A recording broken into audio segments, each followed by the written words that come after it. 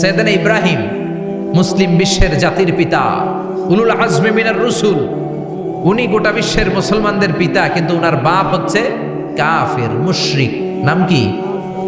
আজার। আজার ঈমান আনে নাই, কালেমার দাওয়াত গ্রহণ করে নাই, তাই বলে সাইয়েদনা ইব্রাহিম বাবারে গালি দিছে নাকি?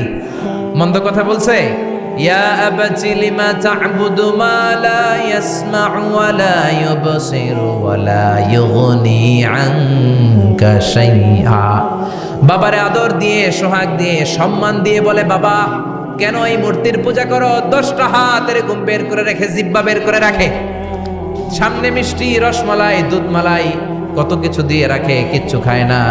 মূর্তির গায়ে একটা মাছি বসলো, মাছি তাড়াতে পারে না, ঠিক কি না? কেন এই মূর্তির পূজা করেন? যেই মূর্তি কানে শোনে না, চোখে দেখে না।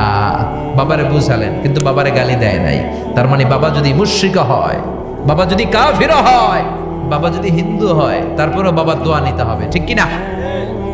বাবা মা দোয়া করলেও কবুল, বদদোয়া করলেও। শুধু দোয়া করলে যদি কবুল হইতো তাইলে তেমন ঝামেলা ছিল না, দোয়া করে না তো কি হইছে?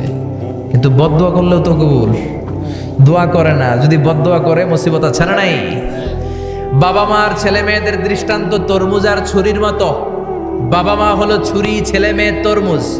তরমুজ নিচে রেখে উপর থেকে ছুরি মারলে তরমুজ কেটে যায়, আবার ছুরি নিচে ধরে রেখে উপর থেকে তরমুজ ফেললেও তরমুজ কেটে যায়। উভয় অবস্থায় তরমুজের ক্ষতি হয়, ছুরির কিছু হয় নাকি? কথা বুঝতে পেরেছেন? এজন্য বাবা মা অনেক বড় নেয়ামত।